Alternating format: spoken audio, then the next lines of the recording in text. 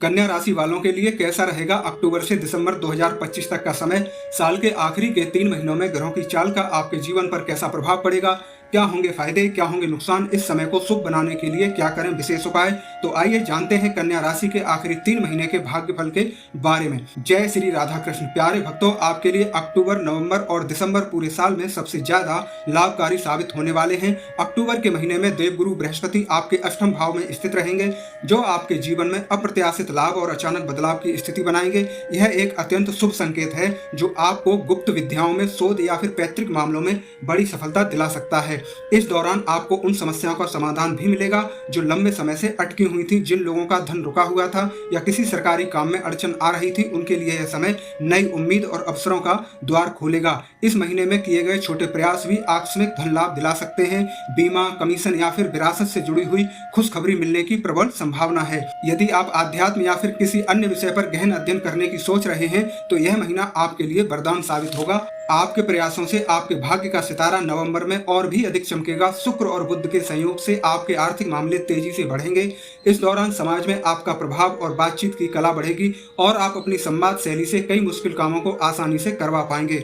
आपके साहस और पराक्रम में वृद्धि होगी। यात्राओं से शुभ फल की प्राप्ति होगी। यदि आप मीडिया, लेखन या फिर मार्केटिंग से जुड़े किसी काम में लगे हुए हैं तो यह समय आपको अच्छी सफलता दिलाएगा। किसी छोटी दूरी की यात्रा के दौरान भी भाग्य आपका साथ देगा, जिससे आपको कोई नया और बड़ा अवसर मिल सकता है। इस समय आपको यह महसूस होगा कि आपकी मेहनत सही दिशा में जा रही है। दिसंबर का महीना भाग्य को और अधिक मजबूती देगा। शनिदेव की कृपा आपके छठे भाव पर रहेगी, जिससे आपके शत्रु परास्त होंगे और आपको हर तरह के कर्ज या फिर विवाद से मुक्ति मिलेगी। पुराने रोगों से राहत मिलेगी। किसी मुकदमे में जीत मिल सकती है। संतान प्राप्ति के भी प्रबल योग बन रहे हैं। राहु केतु की स्थिति भी आपके जीवन में संतुलन बनाकर रखेगी। बेटा, वीडियो को ऊपर मत कर।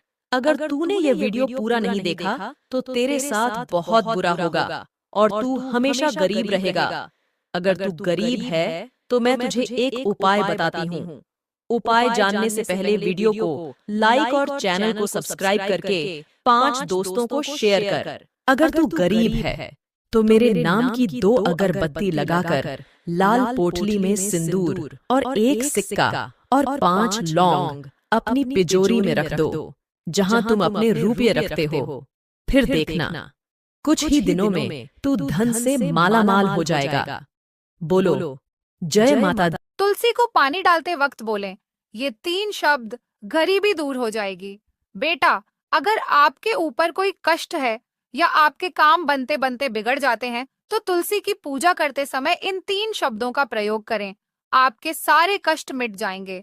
आइए जानते हैं वह कौन से 3 शब्द है जिसे हमें बोलना चाहिए। इससे पहले माता रानी जो कोई भी आपके चरणों में लाइक एवं सब्सक्राइब समर्पित करे, उसके घर कभी सुख, समृद्धि और वैभव की कमी नहीं होने देना। चलो जानते हैं। शास्त्रों में तुलसी को बहुत ही उपयोगी बताया गया है और बहुत ही पवित्र बताया गया। तुलसी में सदैव माँ लक्ष्मी का वास होता है, इसलिए घर की महिलाएं प्रतिदिन तुलसी को जल देते समय अपने बालों को बांध कर रखें, मांग में सिंदूर लगाएं और सर को ढककर रखें। फिर इस मंत्र को बोलें, ओम नमो भगवते वासुदेवाय। इस मंत्र में इतनी ताकत है कि आपके सारे कष्ट दूर हो जाएंगे। सुबह घर का दरवाजा खोलते ही क्या करना चाहिए, आइए जानते हैं उसे। पहले है प्रभु उसकी रातों रात किस्मत चमक जाए, जो आज हर हर महादेव लिखकर फॉलो करें। वास्तुशास्त्र के अनुसार सुबह उठकर सबसे पहले अपने इष्ट को नमन करें, उसके बाद अपने घर के सभी खिड़की दरवाजों को खोल दें। फिर घर में और मुख्य द्वार की देहरी पर झाड़ू लगाएं। झाड़ू लगाने के बाद मुख्य द्वार की देहरी को पानी से धो दें। आप चाहें तो इसमें थोड़ी सी हल्दी, चाहे मर जाना, लेकिन फरवरी महीने में भूलकर भी इन 3 स्थानों पर मत जाना, वरना आपका पूरा घर बर्बाद हो जाएगा। आपकी जिंदगी नरक बन जाएगी। आपकी धन दौलत, पैसा, परिवार, इज्जत सब कुछ खत्म हो जाएगा।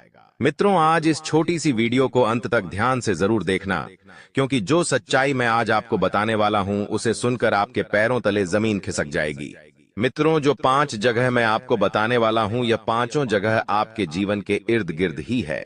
लेकिन अगर आप आज इस वीडियो को नहीं देखेंगे तो आप जाने अनजाने में इतनी बड़ी गलती कर बैठेंगे कि आपको अपने ही किए पर पछताना पड़ेगा और जीवन भर इस गलती का खामियाजा भुगतना पड़ेगा। मित्रों देखिए, साल खत्म होने वाला है और हर व्यक्ति यही चाहता है कि आने वाला साल उसके लिए जीवन में खुशियों का तोहफा लेकर आए, जीवन की हर परेशानियां दूर हो, घर में खुशियां ही खुशियां। पति के घर से बाहर जाते ही पत्नी को ये कुछ काम कभी भी नहीं करना चाहिए। अगर आपके पति किसी विशेष काम के लिए बाहर जा रहे हैं तो निकलते ही ये काम कभी भी नहीं करना चाहिए। आइए हम बताते कौन से वो कार्य हैं जो कोई भी पत्नी को नहीं करना चाहिए।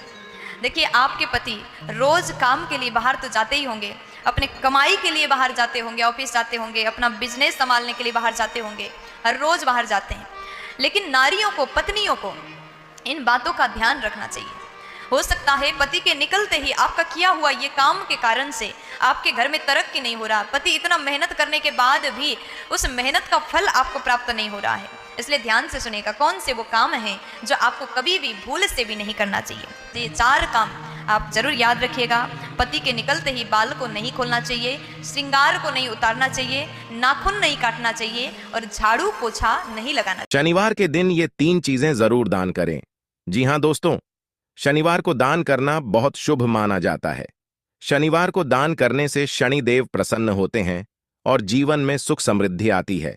चलो जानते हैं शनिवार को क्या दान करना चाहिए। उसे पहले जो कोई भी शनिदेव के चरणों में लाइक एवं सब्सक्राइब समर्पित करें, शनिदेव उसके घर में कभी भी धन वैभव की कमी नहीं होने देते हैं। नंबर 1, शनिवार के दिन गुड़ का दान करने से किस्मत में सुख शांति, परिवार में मेलजोल और आर्थिक समृद्धि आती है।